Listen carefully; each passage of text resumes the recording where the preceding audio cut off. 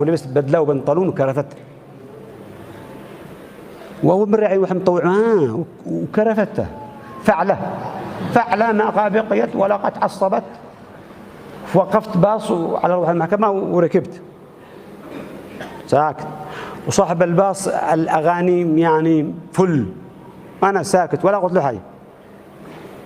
زاد شافني مطوع والكل زاد رفعها شوي،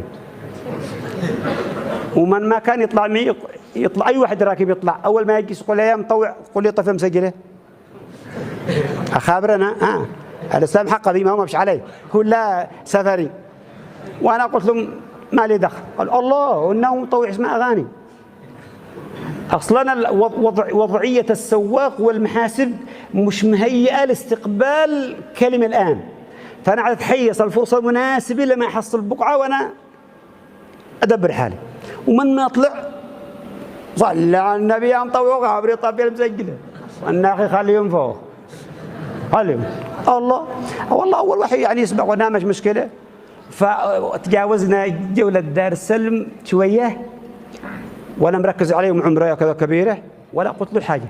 أنا صح أنا متضايق، أنا الطاقم كل الركاب كلهم شمال أقوم أعمل لي فوضى ينزلوني لا، فأنا حييت له ركز عليه شوية كذا وما قلت ولا حاجة، بس قلت له كذا. وهو قال بقى طيب وي الحمد لله ولا خبرنا ولا جينا، والناس صيحوا وي ما لقطة مسجلة. قال احتراما للمطوع، قال وفد ساكت ما خابرش يشتوك انت تقوم تضارب انت، ما فيش عليه ولا راكب ما له علاقه، هو متعلق معنا فقط، حتى بالاسلام معلق علاه ما له علاقه بالموضوع. واحنا جالسين مع بعض وكان جنبي واحد بيشرب سيجاره وينفخ بالعانيه، وكان جنبي واحد ايضا مطوع جنبي، كان جنبي جالس ما ادري منه، كان جنبي والاخ يشرب سيجاره وينفخ. انا طبعا الحمد لله اكرمني الله ما اشمش اي حاجه ولا حاجه.